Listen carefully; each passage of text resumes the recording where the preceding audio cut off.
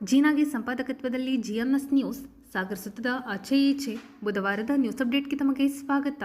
ಮುಖ್ಯಾಂಶಗಳು: ಸಾಗರದಲ್ಲಿ ಛತ್ರಪತಿ ಶಿವಾಜಿ ಮಹಾರಾಜರ ಜಯಂತಿ, ಶಿವಾಜಿ ಮಹಾರಾಜರ ಕುರಿತು ಡಾಕ್ಟರ್ ಕೆಳದಿ ವೆಂಕಟೇಶ್ ಉಪನ್ಯಾಸ. ಫೆಬ್ರವರಿ 22ರಂದು ಕಾಗೋಡು ರಂಗಮಂದಿರದಲ್ಲಿ ಜೊತೆಗಿರುವನು ಚಂದಿರ ನಾಟಕ ಪ್ರದರ್ಶನ.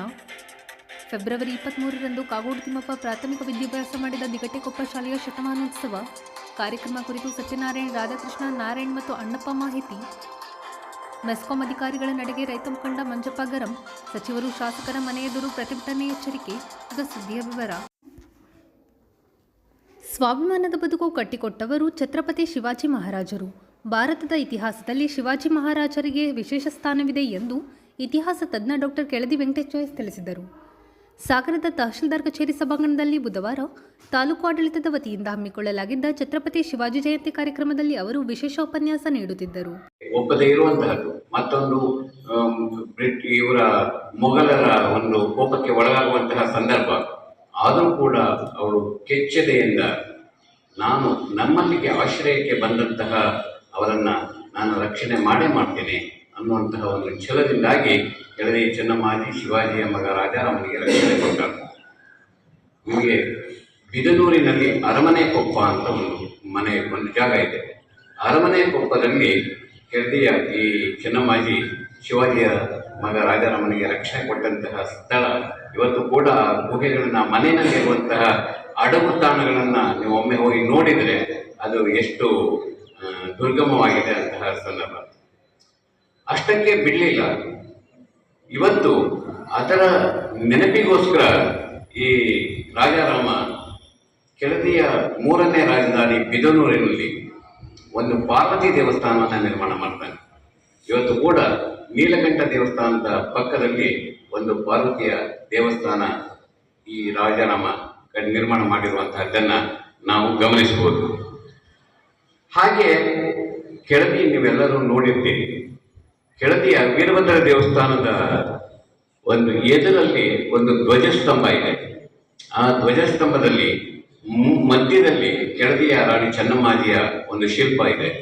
ಜೊತೆಗೆ ಎಡಭಾಗದಲ್ಲಿ ಈ ರಾಜಾರಾಮನ ಒಂದು ಶಿಲ್ಪವನ್ನ ಮತ್ತು ಅವನ ಜೊತೆಗೆ ಬಂದಂತಹ ಗೋರ್ಪಡೆ ಮಾಧವರಾವ್ ಅವರ ಆ ಶಾಸನ 1623ನೇ ದುರ್ಮತಿ ನಾಮ ಸಂವತ್ಸರದ ವೈಶಾಖ ಶುದ್ಧ 7 ಗುರುವಾರ ಬೊಕ್ಕಸದ ಸಿದಬಸವಯ್ಯನವರ ಮುಖಾಂತರ ಪ್ರತಿಷ್ಠೆಯ ಮಾಡಿಸಿದ ಧ್ವಜಸ್ತಂಭದ ಸೇವೆ. 1623ಕ್ಕೆ 78 ಸೇರಿಸಿದರೆ 81 ಆಗುತ್ತೆ. 1681 ಕ್ರಿಸ್ತ ಶಕ 1000. ಮುಖ್ಯವಾಗಿ ಅವರು ಮಿರಜ್ ಸುತ್ತಮುತ್ತಲಲ್ಲಿ ಸಿಕ್ಕಿರುವಂತಹ ದಾಖಲೆಗಳಲ್ಲಿ ಕನ್ನಡ ಆಡಳಿತ ಭಾಷೆಯಾಗಿ ಅವರು ಬಳಸ್ತಾ ಇದ್ದದನ್ನ ಆ ದಾಖಲೆಗಳು ನಮಗೆ ಹೇಳುತ್ತೆ. ಜೊತೆಗೆ ಆ ಸುತ್ತಮುತ್ತಲಲ್ಲಿರುವಂತಹ ಮರಾಠಿ ಮೋಡಿ ದಾಖಲೆಗಳು ನಮ್ಮ ಕರ್ನಾಟಕ ಮತ್ತು ಮಹಾರಾಷ್ಟ್ರ ಮರಾಠಿಗೆ ಸಂಬಂಧಪಟ್ಟಂತಹ ಒಂದು ಬಾಂಧವ್ಯವನ್ನ ಪ್ರತಿನಿಧಿಸುವಂತಹ ದಾಖಲೆಗಳು ಅದಾಗಿದೆ. ಆದರೆ ದುರದೃಷ್ಟವಶ ನಮಗೆ ಮರಾಠಿ ಮೋಡಿಯನ್ನು ಓದುವಂತಹ ಯಾವ ಮಹಾನುಭಾವರು ಇಲ್ಲದೆ ಇರೋದ್ರಿಂದ ಇವತ್ತು ನಮಗೆ ಅದನ್ನು ಕನ್ನಡಕ್ಕೆ ಅದನ್ನು ತರ್ಜುಮೆ ಮಾಡಿ ಕೊಡುವಂತಹವರು ಸಿಗದೇ ಇರೋದ್ರಿಂದ ನಮ್ಮ ಈ ಬಾಂಧವ್ಯವನ್ನ ಮತ್ತೊಮ್ಮೆ ಪುನರ್ ರಚಿಸುವುದಕ್ಕೆ ಅಸಾಧ್ಯವಾಗಿರುವಂತಹದ್ದು ನಮ್ಮ ದೌರ್ಭಾಗ್ಯ. ಹಾಗೆ ಈ ಮರಾಠಿ ಮೋಡಿ ಸಂದರ್ಭದಲ್ಲಿ ಇವರು ನಮ್ಮ ಕೆಳದಿ ಆಡಳಿತದಲ್ಲಿ ಕೇವಲ ಇಲ್ಲಿಯವರು ಮಾತ್ರ ಆಗಿರಲಿಲ್ಲ, ಮರಾಠಿಗರು ಕೂಡ ಅವರ ಆಡಳಿತದಲ್ಲಿ ನಂತರ ಶಿವಾಜಿಯ ನಂತರ ಅವರು ಸೇರ್ಕೊಂಡಿದ್ರು ಅನ್ನೋದಕ್ಕೆ ನಮಗೆ ಬಿದನೂರಿನ ಈ ಸುತ್ತಮುತ್ತಲ ಉಪ ತಹಶೀಲ್ದಾರ್ ಮಂಜುಳಾ ಭಜಂತ್ರಿ ಮಾತನಾಡಿ, ಭಾರತದಲ್ಲಿ ಇರ್ತಕ್ಕಂಥ ನಮ್ಮ ಒಳ್ಳೆಯ ಚಾರಿತ್ರ್ಯ ಏನಿದೆ, ನಮ್ಮ ಒಳ್ಳೆಯ ಗುಣಗಳು ಅಂದರೆ ಬೇರೆಯವ್ರನ್ನ ಗೌರವಿಸೋದಾಗಿರ್ಬಹುದು ಅಥವಾ ಬೇರೆ ಧರ್ಮದ ಬಗ್ಗೆ ಆಗಿರಬಹುದು, ಸೋತ ವ್ಯಕ್ತಿಗಳಿಗೂ ಗೌರವ ಕೊಡುವಂಥ ಮನಸ್ಥಿತಿ ಉಳ್ಳವರು ಅಂತ ದಕ್ಷಿಣ ಭಾರತದವರಿಗೆ ಹೆಚ್ಚಿನದಾಗಿದೆ. ಈ 2 ಅಂಶಗಳನ್ನು ನಾವು ಬಹಳ ನನಗೆ ಇಷ್ಟ ಆಗೋ ವಿಷಯಗಳು. ಹಾಗೆ ಶಿವಾಜಿ ಮಹಾರಾಜರು ಅಂದ ತಕ್ಷಣ ನಾವು ಏನು ಅನ್ಕೋತೀವಿ, ಒಂದೇ ಧರ್ಮ, ಹಾಗೇನೂ ಇರಲಿಲ್ಲ. ಅವರ ಆಳ್ವಿಕೆ ಸಮಯದಲ್ಲಿ ಅವರು ಹಿಂದೂ ಧರ್ಮದ ವೇದ ಉಪನ್ಯಾಸ ಜ್ಞಾನವುಳ್ಳಂಥ ಪಂಡಿತರಿಗೆ ಏನು ಗೌರವ ಕೊಡ್ತಿದ್ರು ಅದೇ ರೀತಿ ಫಕೀರರಿಗೂ ಕೊಡ್ತಿದ್ರು. ಅವರ ಸೈನ್ಯದಲ್ಲೂ ಸಹ ಅಷ್ಟೇ.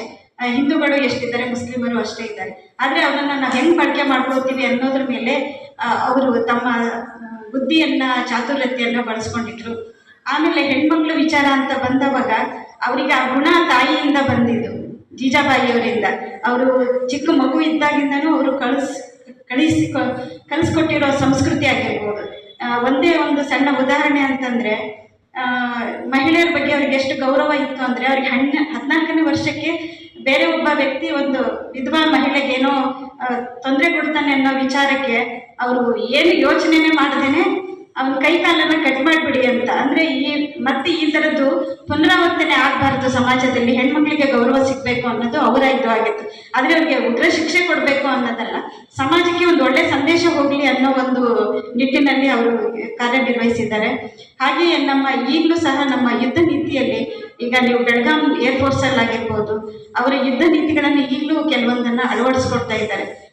ಹೀಗಾಗಿ ನಾವು ನಮ್ಮ ಜೀವನದಲ್ಲಿ ಉತ್ತಮ ವ್ಯಕ್ತಿಗಳು ಏನಿದ್ದಾರೆ ಅವರ ಅಂಶಗಳನ್ನು ನಮಗೆ ಪಾಲನೆ ಮಾಡೋಕ್ಕಾಗೋದಿಲ್ಲ. 100ರಲ್ಲಿ 1 ಭಾಗದಷ್ಟಾದರೂ ಅವರ ಅಂಶಗಳನ್ನು, ಅವರ ನಡ್ಕೊಂಡಿರೋ ರೀತಿಗಳನ್ನು, ವ್ಯಕ್ತಿತ್ವಗಳನ್ನು ನಾವು ನಮ್ಮಲ್ಲಿ ಬೆಳೆಸ್ಕೊಳ್ಳೋಣ, ಸಮಾಜಕ್ಕೆ ಉತ್ತಮ ಪ್ರಜೆಗಳಾಗೋಣ. ಹಾಗೆ ನಮ್ಮ ಧರ್ಮದ ಜೊತೆಗೆ ನಮ್ಮ ಸಮಾಜವನ್ನು ಒಳ್ಳೆ ರೀತಿಯಲ್ಲಿ ನಡೆಸ್ಕೊಂಡು ಹೋಗೋ ನಿಟ್ಟಿನಲ್ಲಿ ಎಲ್ಲರೂ ಒಳ್ಳೆ ರೀತಿ ಸಹಬಾಳ್ವೆ ಮಾಡೋಣ ಅಂತ ಹೇಳ್ತಾ ನನಗೆ ಈ ಒಂದು ವೇದಿಕೆ. ಮರಾಠ ಸಮಾಜದ ಅಧ್ಯಕ್ಷ ವಿಜಯಕುಮಾರ್ ಪಾಟೀಲ್, ಕೆಆರ್ ನಾರಾಯಣ್, ರವಿ ಪ್ರಕಾಶ್, ವಿಟಿ ಸ್ವಾಮಿ, ಮೋಹನ್ ಇನ್ನಿತರರು ಹಾಜರಿದ್ದರು.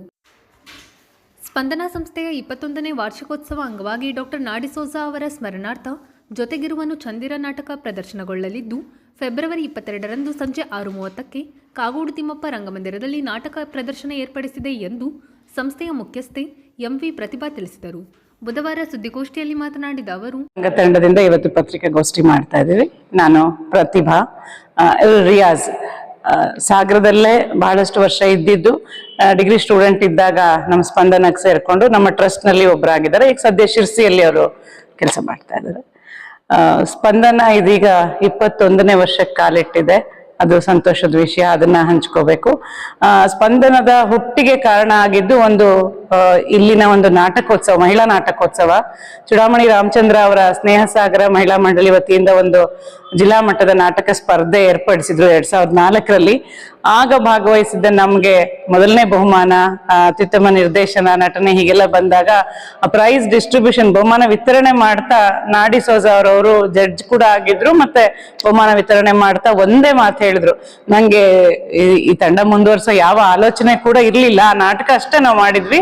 ಅದಕ್ಕೆ ಉದಯ ಕಲಾವಿದರು ಎಲ್ಲರೂ, ಹಿರಿಯ ರಂಗಕರ್ಮಿಗಳೆಲ್ಲರೂ ಸಾಗರದಲ್ಲಿ ಸಪೋರ್ಟ್ ಮಾಡಿದ್ರು. ಮಾಲತಿ ಮೇಡಮ್ ಇರ್ಬೋದು, ಪುರುಷೋತ್ತಮ್ ತಲ್ವಾಟ ಇರ್ಬೋದು, ಹಾಲಪ್ಪನವರು, ಬಾಪಟ್ಟ ಸರ್, ವಿಜಯವಾಮನ್ ಮ್ಯೂಸಿಕ್ ಮಾಡಿದ್ರು. ಹೀಗೆ ಎಲ್ಲರ ಸಹಕಾರದಿಂದ ಮೂಡ್ಬಂದ ಆ ನಾಟಕ ಪ್ರಥಮ ಬಹುಮಾನ ತಗೊಂಡಿದ್ದು ಡಿಸೋಜ್ ಅವ್ರ ಬಾಯಿಂದ ಬಂತು. ಇದನ್ನ ಸ್ಪಂದನ ಅಂತ ಒಂದು ಶುರು ಮಾಡಿದಿರಿ ಪ್ರತಿಭಾ, ಇದನ್ನ ಇಲ್ಲಿ ನಿಲ್ಲಿಸಬೇಡಿ, ಮುಂದುವರಿಸಿ ಅಂತ ಒಂದೇ ಒಂದು ಮಾತಿನ ಸ್ಫೂರ್ತಿಯಾಗಿ ಸ್ಪಂದನ ರಂಗ ತಂಡ ಅದೇ ನಾಟಕನ ರಿಪೀಟ್ ಶೋ ಮಾಡ್ತು. ನಂತರದಲ್ಲಿ 2ನೇ ಪ್ರೊಡಕ್ಷನ್ ತಗೊಳ್ತು. ಅವಾಗ ಕಾಗೋಡು ರಂಗಮಂದಿರ ಜಸ್ಟ್ ಶುರು ಆಗಿದ್ದಷ್ಟೇ, ಅಲ್ಲಿನ ಉದ್ಘಾಟನೆಗೆ ನಮ್ಮ ನಾಟಕ ಶುರು ಮಾಡಿ ಹೀಗೆ ಶುರುವಾದಂತಹ ಸ್ಪಂದನ ನಿನ್ನೆ ಮೊನ್ನೆ ಅಷ್ಟೇ ಅಂತ ಅಂದ್ಕೊಂಡಿದ್ದು ಈಗ 21ನೇ ವರ್ಷಕ್ಕೆ ಕಾಲಿಟ್ಟಿದೆ. ಅವತ್ತು 2ನೇ ನಾಟಕ ತಗೊಂಡಾಗ, ಮೊದಲನೇ ಮಹಿಳೆ ನಾಟಕ, 2ನೇ ನಾಟಕ ತಗೊಂಡಾಗ ರಿಯಾಜ್ ಸ್ಟೂಡೆಂಟ್ ಇದ್ದಿದ್ದು ಜೊತೆಯಾಗಿದ್ದು, ಈ 21 ವರ್ಷಗಳಲ್ಲೂ ಕೂಡ ನಾವೆಲ್ಲರೂ ಜೊತೆಯಾಗಿರೋದು ಒಂದು ರಂಗಭೂಮಿಯ ಹೆಗ್ಗಳಿಕೆ ಅಂತ ಹೇಳ್ಕೊಳಕ್ ಇಷ್ಟಪಡ್ತೀನಿ. ಈ 21 ವರ್ಷಗಳಲ್ಲಿ ಸ್ಪಂದನ ಸಾಕಷ್ಟು ನಾಟಕಗಳನ್ನ 65 ಸಂಖ್ಯೆಯಲ್ಲಿ ಹೇಳಿದೀವಿ. ಇದರಲ್ಲಿ ರಿಪೀಟೆಡ್ ಆಗಿರುವಂತದ್ದೇ 15 ನಾಟಕಗಳಿದೆ. ಮಕ್ಕಳ ನಾಟಕಗಳಂತೂ ಹಲವಾರು ಆಗಿದೆ, ಹಲವಾರು ರಂಗ ಶಿಬಿರಗಳಾಗಿದೆ. ಮಕ್ಕಳ ರಂಗ ಶಿಬಿರಗಳನ್ನ ನಾವು ಮಾಡಿರೋದು ತಮ್ಮೆಲ್ಲರ ಗಮನಕ್ಕಿದೆ. ಚೈತ್ರ ಮೇಳ ಅಂತ ಹೇಳಿ ಇಲ್ಲಿ ಕಾಗೋಡು ರಂಗಮಂದಿರದಲ್ಲಿ ಮಾಡ್ತಾ ಇದ್ವಿ, 10 ವರ್ಷ ಅದನ್ನ ನಡೆಸಿದ್ವಿ. ಆನಂತರ ಕುಪ್ಪಳ್ಳಿಲಿ ಈಗ 13ನೇ ವರ್ಷ ಮಾಡ್ತಾ ಇದೀವಿ. 11ನೇ ಮಳೆ ಬಿಲ್ಲು, ಕೋವಿಡ್ 2 ವರ್ಷ ಬಿಟ್ಟು. ಹಾಗೆ 65 ನಾಟಕಗಳನ್ನ ಮಾಡಿ 450ಕ್ಕೂ ಹೆಚ್ಚು ಪ್ರದರ್ಶನಗಳನ್ನ ಮಾಡಿದ್ದೇವೆ. ನಮ್ಮ ತಂಡದ ಜೊತೆಯಲ್ಲಿ 100 ಕಲಾವಿದರು, 100 ತಂತ್ರಜ್ಞರು, ಸಾವಿರಾರು ಮಕ್ಕಳು ಸೇರಿದ್ದಾರೆ. ರಾಜ್ಯಾದ್ಯಂತ ಬೇರೆ ಬೇರೆ ಕಡೆ ಸ್ಪಂದನ ರಂಗ ಶಿಬಿರಗಳನ್ನು ಕೂಡ ಮಾಡಿದೆ. ರಂಗ ಶಿಕ್ಷಣ, ರಂಗ ಸಂವಾದ, ವಾರಾಂತ್ಯ ಶಾಲೆ, ನಾಟಕ ಮಕ್ಕಳಿಗಾಗಿ ನಾಟಕ ಶಾಲೆ, ಸಿನಿಮಾ, ಸಂವಾದ, ಈ ರೀತಿಯಾಗಿ ಹಲವಾರು ಕಾರ್ಯಕ್ರಮಗಳನ್ನ ನಡೆಸ್ಕೊಂಡು ಬಂದಿದೆ. ಅತಿಥಿ ನಾಟಕೋತ್ಸವಗಳನ್ನು ಕೂಡ ಮಾಡ್ಕೊಂಡಿದೆ. ಹೀಗೆ ಪ್ರಸಕ್ತ ಸಮಕಾಲೀನ ವಿದ್ಯಮಾನಗಳಿಗೆ ಸದಾ ಸ್ಪಂದಿಸ್ತಾ ಇರೋದು ರಂಗಭೂಮಿಯ ಒಂದು ದೊಡ್ಡ ಗುಣ. ಹಾಗೆ ನಮ್ಮ ಅಭಿವ್ಯಕ್ತಿ ಕೂಡ ಅದೇನೆ ಅಂತ ನಾವೆಲ್ಲರೂ ನಂಬ್ಕೊಂಡು ಒಂದಿಷ್ಟು ಆಸಕ್ತರು ಸೇರಿ ಮುಂದುವರಿಸ್ಕೊಂಡು ಬಂದಿದ್ದೀವಿ. ಇಂಥ ಒಂದು ಸ್ಪಂದನ 21ನೇ ವರ್ಷ ಆಚರಿಸ್ತಾ ಇರೋ ಈ ಸಂಭ್ರಮದಲ್ಲಿ ಕೆಲವು ಶಾಲೆಗಳಿಗಾಗಿ ನಾವು ಡಿಸೋಜ ಅವರೇ ಸೂಚಿಸಿದಂತಹ ದೀಮ್ ಸಾಲೆ ದೀಮ್ ಅನ್ನೋ ಹೆಸರಿನ ಒಂದು ಶಾಲಾ ರಂಗ ತರಬೇತಿ ಶಿಬಿರವನ್ನ ಮುಂದುವರಿಸ್ಕೊಂಡು ಬರ್ತಾ ಇದ್ವಿ. ಅದರ ಉದ್ಘಾಟನೆ ಕೂಡ ಡಿಸೋಜ ಅವರೇ ಮಾಡಿದ್ರು. ಇದೀಗ ಈ ವರ್ಷದಲ್ಲಿ ಕಳೆದ ಅಕ್ಟೋಬರ್ನಲ್ಲಿ ಒಂದು ಮಕ್ಕಳ ಶಿಬಿರ ಕೂಡ ಮಾಡಿದ್ವಿ. ಮತ್ತೆ ಮುಂದೆ ಮಾರ್ಚ್ ತಿಂಗಳಲ್ಲೂ ಕೂಡ ಒಂದು ಯುವ ಜನರಿಗಾಗಿ, ಕಾಲೇಜು ವಿದ್ಯಾರ್ಥಿಗಳಿಗಾಗಿ ಒಂದು ಶಿಬಿರ ನಡೀತಾ ಇದೆ. ಜೊತೆಯಲ್ಲಿ ಒಂದು ದಿನದ ಒಂದು ಸಂಭ್ರಮಕ್ಕಾಗಿ ಬರುವ ನಾಡಿದ್ದು 22ನೇ ತಾರೀಕು, ಫೆಬ್ರವರಿ 22ನೇ ತಾರೀಕು ಕಾಗೋಡು ತಿಮ್ಮಪ್ಪ ರಂಗಮಂದಿರದಲ್ಲಿ ಮೈಸೂರಿನ ಸಂಕಲ್ಪ ಥಿಯೇಟರ್ಸ್ನವರ ಅರ್ಪಿಸ್ತಕ್ಕಂತಹ ಹಿರಿಯ ರಂಗಾಯಣದ ಹಿರಿಯ ಕಲಾವಿದರಾದ ಹುಲ್ಗಪ್ಪ ಕಟ್ಟಿಮನಿ ನಿರ್ದೇಶನದ ಮತ್ತು ರಂಗಾಯಣದ ಮತ್ತೊಬ್ಬ ಹಿರಿಯ ಕರ್ನಾಟಕದ ಅದ್ಭುತ ಪ್ರತಿಭೆ ಮಂಗಳ ಎನ್ ನಟಿಸಿರ್ತಕ್ಕಂಥ ಜಯಂತ್ ಕಾಕಿಣಿ ಅವರ ಕನ್ನಡ ರೂಪಾಂತರ ಇರ್ತಕ್ಕಂತಹ ಒಂದು ಮಹತ್ತರ ಕನ್ನಡ ರಂಗಭೂಮಿಯ ಮಹತ್ತರ ನಾಟಕ ಜೊತೆಗಿರುವ ಚಂದಿರ ಪ್ರದರ್ಶನ ಇದೆ. ಆ ದಿನ ಸಂಜೆ ಆ ಕಾರ್ಯಕ್ರಮನ ಇತ್ತೀಚೆಗೆ ನಮ್ಮನ್ನ ಅಗಲಿದಂತಹ ಸ್ಪಂದನದ ಹುಟ್ಟಿಗೆ ಕಾರಣೀಕರ್ತರಾದಂತಹ ಡಿಸೋಜ ಅವರ ಸ್ಮರಣಾರ್ಥ ಮಾಡ್ತಾ ಇದ್ದೀವಿ. 10 ವೇದಿಕೆ ಕಾರ್ಯಕ್ರಮ ಅಂತ ಇರಲ್ಲ, ಆದ್ರೆ 10 ನಿಮಿಷಗಳ ಕಾಲ ಒಂದು ಡಿಸೋಜ ಅವರ ಸ್ಮರಣೆಯನ್ನ ಮಾಡಿಕೊಂಡು ಒಂದು ಚೌಡಿಕೆ ಕುಣಿತಾ ಇರುತ್ತೆ. ಜೀವನ್ಮುಖಿ ತಂಡದವರ 10 ನಿಮಿಷ ಚೌಡಿಕೆ ಕುಣಿತಾ ಇರುತ್ತೆ. 7 ಗಂಟೆಗೆ ಈ ನಾಟಕ ಪ್ರದರ್ಶನ ಇರುತ್ತೆ. ತಾವೆಲ್ಲರೂ ಕೂಡ ನಾಟಕಕ್ಕೆ ಬರಬೇಕು. ಮತ್ತೆ ಗೋಷ್ಠಿಯಲ್ಲಿ ಸಂಸ್ಥೆಯ ರಿಯಾಜ್ ಹಾಜರಿದ್ದರು. ಮಾಜಿ ಸಚಿವ ಕಾಗೋಡು ತಿಮ್ಮಪ್ಪ ಪ್ರಾಥಮಿಕ ವಿದ್ಯಾಭ್ಯಾಸ ಪೂರೈಸಿದ ಬೆಳೆಯೂರು ದಿಗಟೆಕೊಪ್ಪ ಶಾಲೆಯ ಶತಮಾನೋತ್ಸವ ಕಾರ್ಯಕ್ರಮ ಫೆಬ್ರವರಿ 23ರಂದು ನಡೆಯಲಿದೆ. ಬೆಳಿಗ್ಗೆ 10ರಿಂದ ರಾತ್ರಿಯವರೆಗೆ ಗುರುನಮನ ಸೇರಿದಂತೆ ವಿವಿಧ ಕಾರ್ಯಕ್ರಮ ಹಮ್ಮಿಕೊಳ್ಳಲಾಗಿದೆ ಎಂದು ಮುಖ್ಯ ಶಿಕ್ಷಕ ಎಂಪಿ ಸತ್ಯನಾರಾಯಣ್ ತಿಳಿಸಿದರು. ಬುಧವಾರ ಸುದ್ದಿಗೋಷ್ಠಿಯಲ್ಲಿ ಮಾತನಾಡಿದ ಅವರು, ನಮ್ಮ ಶಾಲೆಯ ಅತಿಥಿ ಶಿಕ್ಷಕ ಅವರು ನಿಜ ಹೇಳಬೇಕಂದ್ರೆ ಅತಿಥಿ ಶಿಕ್ಷಕರಾದರೆ ನನ್ನ ಜೊತೆಗೆ ಹಗಲಿರುಳು ಸೇವೆಯನ್ನ ಮಾಡ್ತಕ್ಕಂಥ ಒಬ್ಬ ಹಂಗಾಮಿ ಕಾರ್ಯದರ್ಶಿಯಾಗಿ ಕೆಲಸವನ್ನ ನಿರ್ವಹಿಸ್ತಾ ಇದ್ದಾರೆ. ಇಷ್ಟು ಜನ ಈ ಒಂದು ಕಾರ್ಯಕ್ರಮವನ್ನು ಹಮ್ಮಿಕೊಳ್ಬೇಕು ಅಂತೇಳಿ 3 ತಿಂಗಳಲ್ಲಿ ಅತಿ ಜರೂರಾಗಿ ಸಂಘಟನೆಯನ್ನು ಮಾಡಿ ಎಲ್ಲ ವಿದ್ಯಾರ್ಥಿಗಳ ಸಮೂಹವನ್ನು ವಾಟ್ಸಪ್ ಮೂಲಕ ಸಂಗ್ರಹಣ ಮಾಡಿ ಎಲ್ಲ ಮಾಡೋದು. ಈ ಕಾರ್ಯಕ್ರಮ ಇಷ್ಟು ಯಶಸ್ವಿ ಆಗಲಿಕ್ಕೆ ಎಲ್ಲ ಹಳೆಯ ವಿದ್ಯಾರ್ಥಿಗಳ ಸಮೂಹನೇ ಕಾರಣ. ಆ ಸಮೂಹದ ಮೂಲಕ ನಾವು ಎಲ್ಲರನ್ನ ಕಮ್ಯುನಿಕೇಶನ್ ಮಾಡಿ, ಎಲ್ಲರ ಫೋನನ್ನು ಮಾಡಿ ಮತ್ತು ಮಾಹಿತಿಗಳನ್ನ ರವಾನೆ ಮಾಡಿ ಎಲ್ಲರೂ ಕೂಡ ಸಹಕಾರದಿಂದ ನಮ್ಮ ಹಣಕಾಸಿನ ಸಹಕಾರವನ್ನು ಕೊಡ್ತಾ ಬಂದಿದ್ದಾರೆ. ಹಾಗೆ ಜೊತೆಗೆ ನಮ್ಮ ಈ ತಾಲೂಕಿನ ಕ್ಷೇತ್ರದ ಸಾಗರ ಹೊಸನಗರ ಕ್ಷೇತ್ರದ MLAಗಳಾಗಿರ್ತಕ್ಕಂಥ ಸನ್ಮಾನ್ಯ ಶ್ರೀ ಗೋಪಾಲಕೃಷ್ಣ ಬೇಳೂರು ಅವರನ್ನು ಹೋಗಿ ಕೂಡ ಕೇಳ್ಕೊಂಡಾಗ ಈ ಕಾರ್ಯಕ್ರಮಕ್ಕೆ ಬರಲಿಕ್ಕೆ ಒಪ್ಕೊಂಡ್ರು ಮತ್ತು ಶಾಲೆಯ ಬಣ್ಣದ ಕಾರ್ಯಕ್ರಮಕ್ಕೆ ಅವರೇ ಸುಮಾರು 4 ಲಕ್ಷದ ಅನುದಾನವನ್ನು ಮಂಜೂರಾತಿ ಮಾಡಿಕೊಟ್ಟಿದ್ದಾರೆ. ಅದನ್ನು SMC ನೇತೃತ್ವದ ಶ್ರೀಯುತ ಅಣ್ಣಪ್ಪ DK ಅವರ ನೇತೃತ್ವದಲ್ಲಿ ಅದರ ಸುಣ್ಣಬಣ್ಣ ಹಗಲಿರು ಬಹುಶಃ 15 ದಿನದಲ್ಲಿ ಹೇಳಿರ್ತಕ್ಕಂಥ ಒಂದು ಕೆಲಸವನ್ನ ಬಹಳ ನಾಜೂಕತೆಯಿಂದ ಜವಾಬ್ದಾರಿ ಸ್ಥಾನದಿಂದ SMC ಅಧ್ಯಕ್ಷರು ಜೊತೆಗೆ ಶತಮಾನೋತ್ಸವದ ಅಧ್ಯಕ್ಷರಾಗಿದ್ದ ಶ್ರೀಯುತ ನಾರಾಯಣಪ್ಪನವರ ಜೊತೆಗೂಡಿ ಹಗಲಿರು ಕೆಲಸಗಳನ್ನು ಮಾಡಿ ಹಂತವನ್ನ ಬಹುಶಃ ಸುಣ್ಣಬಣ್ಣ ಮತ್ತು ರಿಪೇರಿ ಕೆಲಸಗಳನ್ನ, ಗೇಟಿನ ಕೆಲಸಗಳನ್ನು, ಸುಮಾರು ಕೆಲಸಗಳನ್ನು ಮಾಡಲಿಕ್ಕೆ ಸಾಧ್ಯತೆ ಆಯಿತು. ಆಮೇಲೆ ಗೇಟ್ ಮೇಲ್ಗಡೆ ಕಮಾನಿನ ಭಾಗ ಆಗಿರ್ಬೋದು, ಕೈತೋಟ ಆಗಿರ್ಬೋದು, ಆಮೇಲೆ ಸಮತಟ್ಟು ಮಾಡ್ತಕ್ಕಂಥ ಕೆಲಸ ಆಗಿರ್ಬೋದು, ಹಿಂದ್ಗಡೆ ರಂಗಮಂದಿರ ಅರ್ಧಬಂಧ ಆಗಿರ್ತಕ್ಕಂಥದ್ದನ್ನು ಕೂಡ ಸರಿ ಮಾಡ್ತಕ್ಕಂಥ ಕೆಲಸ ಆಗಿರ್ಬೋದು. ಅದರ ಜೊತೆಗೆ ಪೋಷಕರಿಗಾಗಿ ವಿಶೇಷವಾಗಿರ್ತಕ್ಕಂಥ ವಿನೋದ ಆಟಗಳನ್ನು ಆಡಿಸಿದ್ದೀವಿ.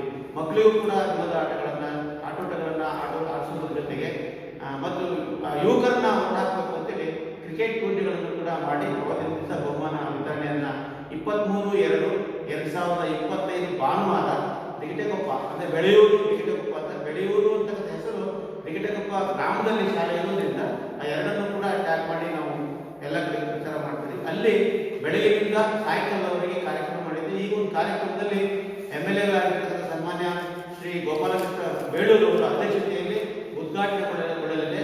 ಘನ ಉಪಸ್ಥಿತಿಯಲ್ಲಿ ಸನ್ಮಾನ್ಯ ಶ್ರೀ ಶಿಕ್ಷಣ ಸಚಿವರಾಗಿರ್ತಕ್ಕಂಥ ಶ್ರೀ ಮಧು ಬಂಗಾರಪ್ಪನವರು, ಹಾಗೆ ವಿಶೇಷ ಆಹ್ವಾನಿತರಾಗಿ ಸಂಗಮೇಶ್ವರ ಭದ್ರಾವತಿ ಕ್ಷೇತ್ರದ MLAಗಳು, ಹಾಗೆ ಮುಖ್ಯ ಅತಿಥಿಗಳಾಗಿ ಲೋಕಸಭಾ ಸದಸ್ಯರಾಗಿರ್ತಕ್ಕಂಥ ಸನ್ಮಾನ್ಯ ಶ್ರೀ BY ರಾಘವೇಂದ್ರ ಅವರು ಮತ್ತು ಅನೇಕ ವಿಧಾನ ಪರಿಷತ್ ಸದಸ್ಯರು ಕೂಡ ಈ ಒಂದು ಕಾರ್ಯಕ್ರಮಕ್ಕೆ ಆಗಮಿಸ್ತಾರೆ. ಅಧಿಕಾರಿ ವರ್ಗದವರು ಕೂಡ ಆಗಮಿಸ್ತಾರೆ. ಮತ್ತು ಮಧ್ಯಾಹ್ನ ಎಲ್ಲರೂ ಸಾರ್ವಜನಿಕ ಊಟದ ವ್ಯವಸ್ಥೆ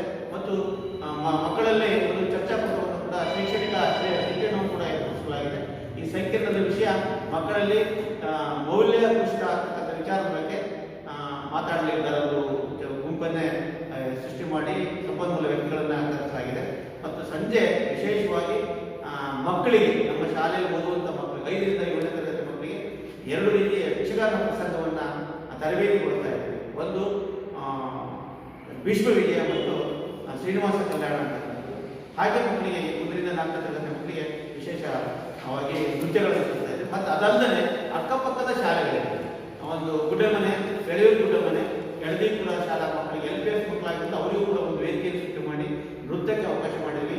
ಅಂಗನವಾಡಿ ಮಕ್ಕಳಿಗೂ ಕೂಡ 3 ಊರಿನ ತಿಗಟೆಕೊಪ್ಪ, ಬೆಳೆಯೂರು, ಕೆಳದೀಪುರದ ಅಂಗನವಾಡಿ ಬಂದಗದ್ದೆ ಅಂಗನವಾಡಿ ಮಕ್ಕಳಿಗೆ ಅಲ್ಲಿ ಕೂಡ ವೇದಿಕೆಯನ್ನು ಸೃಷ್ಟಿ ಮಾಡಿ ಅವರು ನೃತ್ಯವನ್ನು ಮಾಡಲಿಕ್ಕೆ, ಮತ್ತು 8-9ನೇ ತರಗತಿ ಮಕ್ಕಳಿಗೆ ಕಳೆದ 2-3 ವರ್ಷಗಳಲ್ಲಿ ಅವರೇನು ಶತಮಾನದ ಉತ್ಸವದ ವಂಚಿತರಾಗಿದ್ದರೆ ಆ ಮಕ್ಕಳಿಗೂ ಅವಕಾಶ ಮಾಡಿಕೊಟ್ಟು ನೃತ್ಯವನ್ನು ಮಾಡುವಂಥ ಕೆಲಸವನ್ನು ಮಾಡಿಕೊಟ್ಟಿದ್ದೀವಿ.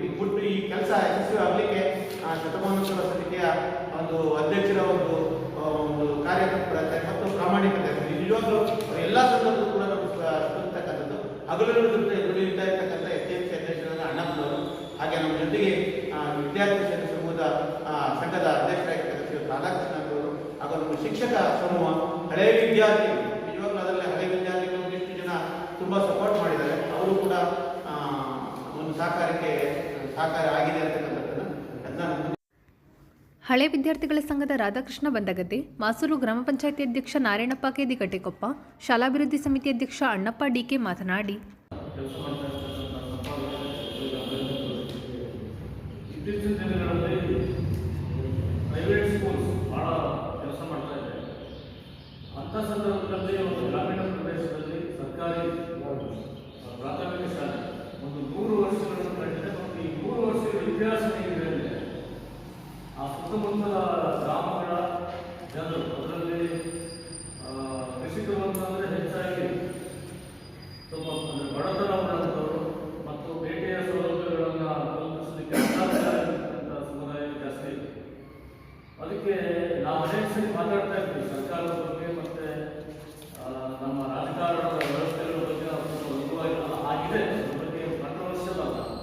ಆದರೆ ಸರ್ಕಾರ ಎಷ್ಟೋ ಕೆಲಸಗಳನ್ನು ಎಷ್ಟು ಶ್ರದ್ಧೆಯಿಂದ ಮಾಡ್ತಾ ಇರುತ್ತೆ ಅನ್ನೋದಕ್ಕೆ ಇದು ಬಹಳ ಹಿಂದಿನಿಂದ ಬಹುಶಃ ಕಾಗೋಡು ತಿಮ್ಮಪ್ಪನವರು ಕೂಡ ಈ ಶಾಲೆಯ ಹಳೆಯ ವಿದ್ಯಾರ್ಥಿ ದಾಖಲೆಗಳಿದೆ. ಅದು ಅಷ್ಟು ಹಿರಿಯರು ಓದಿದಂಥ ಶಾಲೆ. ಅಣ್ಣಪ್ಪನವರಂತೂ ಯಾವಾಗಲೂ ಹೇಳ್ತಾರೆ ಅವರು ಅಲ್ಲಿ ಓದಿದ್ರು. ಬಹಳ ವ್ಯವಸ್ಥಿತವಾದ ಕಟ್ಟಡ ಮತ್ತು ಸರ್ಕಾರದ ಶಿಕ್ಷಕರು ಸೇರಿ ಗಮನಾರ್ಹರು ಇದನ್ನು ನಾವು ಗಮನಿಸೋದು. ಯಾಕೆಂದರೆ ಇತ್ತೀಚಿನ ದಿನಗಳಲ್ಲಿ ಗ್ರಾಮೀಣ ಪ್ರದೇಶಗಳಲ್ಲಿ ಕೂಡ ಇವತ್ತು ಪ್ರೈವೇಟ್ ಸ್ಕೂಲಿನ ವಾಹನಗಳು ಓಡಾಡ್ತಾ ಇದ್ದಾರೆ, ಸೌಲಭ್ಯಗಳಿದ್ದಾರೆ. ಅಂಥ ಸಂದರ್ಭದಲ್ಲಿ ನಿಷ್ಠೆಯಿಂದ ಈ ಸೇವೆಯನ್ನು ಸರ್ಕಾರದ ಅಧಿಕಾರಿಗಳು, ಶಿಕ್ಷಕ ವರ್ಗದವರು ಮಾಡಿದ್ದಾರೆ. ಮಕ್ಕಳಿಗೆ, ಸಣ್ಣ ಮಕ್ಕಳಿಗೆ ಅಂಗನವಾಡಿ ಅಲ್ಲಿಂದ ಕೂಡ ಶಿಕ್ಷಣ ಶುರುವಾಗ್ತದೆ. ಆ ಎಲ್ಲವನ್ನು ನಮ್ಮ ಶಿಕ್ಷಕ ವರ್ಗ ವಿಶೇಷ ಕಾಳಜಿ ವಹಿಸಿ ಮಾಡ್ತಾ ಇರೋದು ಬಹಳ ವಿಶೇಷವಾದ್ದು. ಇದು ಶತಮಾನೋತ್ಸವ ಸಂದರ್ಭವನ್ನು ಈಗ ಕಾಣ್ತಾ ಇದೆ. ಈ ಸಂದರ್ಭದಲ್ಲಿ ಈಗಾಗಲೇ ನಮ್ಮ ಮುಖ್ಯೋಪಾಧ್ಯಾಯ ಹೇಳಿದ ಹಾಗೆ ಅದೆಲ್ಲ ನಿಮಗೆ ಗೊತ್ತಾಗಿದೆ. ಈಗ ದಯಮಾಡಿ ಅದಕ್ಕೆ ಬನ್ನಿ ಮತ್ತು ನಿಮಗೆ ಪತ್ರಿಕಾ ಸರ್ಕಾರಿ ಹಿರಿಯ ಪ್ರಾಥಮಿಕ ಶಾಲೆ ಬೆಳೆಯೂರು ಗಿರಿಗಪ್ಪ ಇಲ್ಲಿ ದಿನಾಂಕ 23/2/2025 ಭಾನುವಾರದಂದು ಬೆಳಗ್ಗೆಯಿಂದ ಸಂಜೆವರೆಗೂ ಒಳ್ಳೆಯ ಕಾರ್ಯಕ್ರಮ ಇದೆ. ಹಾಗೆ ಈ ಕಾರ್ಯಕ್ರಮಕ್ಕೆ ಅನೇಕ ದಾನಿಗಳು ಹಾಗೂ ಹಿರಿಯ ವಿದ್ಯಾರ್ಥಿಗಳು ಅವರ ಒಂದು ದಾನದ ರೂಪದಲ್ಲಿ ನಮಗೆ ಕೊಡುಗೆಯನ್ನು ನೀಡಿದ್ದಾರೆ. ಅವರಿಗೆ ನಿಮ್ಮ ಪತ್ರಿಕೆಯ ಮೂಲಕ ತುಂಬ ಹೃದಯದ ಅಭಿನಂದನೆಗಳನ್ನು ಸಲ್ಲಿಸ್ತಾ ಕಾರ್ಯಕ್ರಮಕ್ಕೆ ಮತ್ತೆ ಶ್ರೀಯುತ ಗೋಪಾಲಕೃಷ್ಣ ಬೇಳೂರು ಅವರ ಅನುದಾನದಲ್ಲಿ ಈಗಾಗಲೇ ಸುಮಾರು ಸಣ್ಣ ಪುಟ್ಟ ಕೆಲಸ ಕಾರ್ಯಗಳು, ದುರಸ್ತಿ ಕಾರ್ಯಗಳನ್ನು ನಡೆಸಿದ್ದೀವಿ. ಅವರು ಹೇಳಿದಂತೆ ಬೇಗನೆ ನಮಗೆ ಅನುದಾನವನ್ನು ಬಿಡುಗಡೆ ಮಾಡಿ ಶಾಲೆಯ ಒಂದು ಕೆಲಸ ಕಾರ್ಯಗಳಿಗೆ ಅನುವು ಮಾಡಿಕೊಟ್ಟರೆ ಅವರಿಗೂ ಸಹ ನಿಮ್ಮ ಮೂಲಕ ತುಂಬ ಹೃದಯದ ಅಭಿನಂದನೆಗಳನ್ನು ತಿಳಿಸ್ತಾ ಮೂಲವಾಗಿ ಕ್ರೋಢೀಕರಣ ಮಾಡಿ ಒಂದು 100 ವರ್ಷದ ಶತಮಾನೋತ್ಸವ ಕಾರ್ಯಕ್ರಮ ಎನ್ನುವ ಒಂದು ಶೀರ್ಷಿಕೆಯಲ್ಲಿ ನಾವು 100 ವರ್ಷದ ಸಂಭ್ರಮಾಚರಣೆಯನ್ನು ದಿನಾಂಕ 23/2/2025 ಬರುವ ಭಾನುವಾರದಂದು ಬೆಳಗ್ಗೆಯಿಂದ ಸಂಜೆವರೆಗೆ ವಿವಿಧ ಸಾಂಸ್ಕೃತಿಕ ಚಟುವಟಿಕೆಗಳು ಮತ್ತು ಆ ಕ್ಷೇತ್ರದಲ್ಲಿ ಕೆಲಸ ಮಾಡಿರುವಂತಹ ಗುರು ನಮನವನ್ನು ಇಟ್ಕೊಂಡಿರ್ತೇವೆ. ಹಾಗೆ ಅದೇ ಶಾಲೆಯಲ್ಲಿ ಓದಿರುವಂತಹ ಈಗ ಹೆಚ್ಚು ಉನ್ನತ ಹುದ್ದೆಯಲ್ಲಿರುವ ಮತ್ತು ಒಂದು ಸುತ್ತಮುತ್ತಲಿನ ಪರಿಸರದಲ್ಲಿ ಸಾಧನೆ ಮಾಡುವಂಥ ಎಷ್ಟೋ ಸಾಧಕರನ್ನು ಗುರುತಿಸಿ ಸನ್ಮಾನಿಸುವ ಒಂದು ಕಾರ್ಯ ಕೂಡ ಈ ಒಂದು ಹಂತದಲ್ಲಿ ಈ ಒಂದು ಕಾರ್ಯಕ್ರಮದಲ್ಲಿ ನಡೀತಾ ಇದೆ. ಪ್ರಾರಂಭ ಬೆಳೆಯೂರು ಅನ್ನೋ ಒಂದು ಊರಿನಲ್ಲಿ ಆ ಶಾಲೆ ಪ್ರಾರಂಭ ಆದರೂ ಕೂಡ ನಂತರ ದಿಟ್ಟಕೊಪ್ಪ ಅನ್ನುವ ಒಂದು ವಿಸ್ತೀರ್ಣವಾದ ಸ್ಥಳಾವಕಾಶವನ್ನು ಮಾಡೋದರ ಮೂಲಕ NTMS ಸರ್ಕಾರಿ ಹಿರಿಯ ಪ್ರಾಥಮಿಕ ಶಾಲೆ ಅಂತೇಳಿ ಹೊಸ ಯೋಜನೆಯಡಿ ಕಟ್ಟಡ ನಿರ್ಮಾಣ, ಆ ಒಂದು ಕಟ್ಟಡ ಈಗ ದಿಟ್ಟಕೊಪ್ಪ ಅನ್ನೋ ಸ್ಥಳದಲ್ಲಿದೆ. ಪ್ರಾರಂಭದಲ್ಲಿ 10-20-50 ಇರ್ಬೋದೇನೋ ವಿದ್ಯಾರ್ಥಿಗಳು, 3 ಅಥವಾ 4 ಗ್ರಾಮ ಪಂಚಾಯತನ್ನು ಒಳಗೊಂಡಿರುವಂತಹ ಏಕೈಕ ಶಾಲೆ ಅಂದರೆ HPS ಬೆಳೆಯೂರು ದಿಟ್ಟಕೊಪ್ಪ.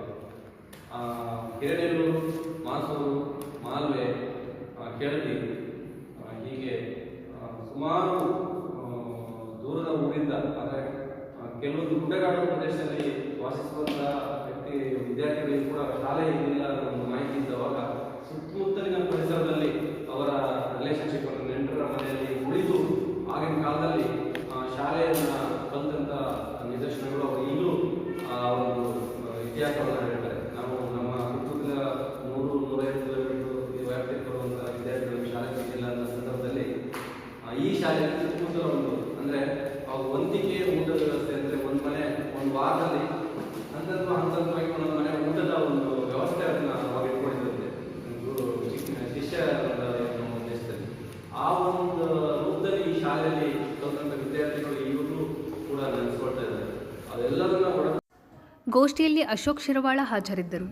ಸರ್ಕಾರಿ ಅಧಿಕಾರಿಗಳು ಮಿತಿಮೀರಿ ವರ್ತಿಸುತ್ತಿದ್ದು, ಹೋರಾಟಗಾರರು ಸೇರಿದಂತೆ ಸಾರ್ವಜನಿಕರು ದೂರವಾಣಿ ಕರೆ ಮಾಡಿದರೆ ಸ್ಪಂದನೆ ಮಾಡುತ್ತಿಲ್ಲ ಎಂದು ರೈತ ಸಂಘದ ಅಧ್ಯಕ್ಷ MB ಮಂಜಪ್ಪ ಹಿರೇನೆಲ್ಲೂರು ತಿಳಿಸಿದರು.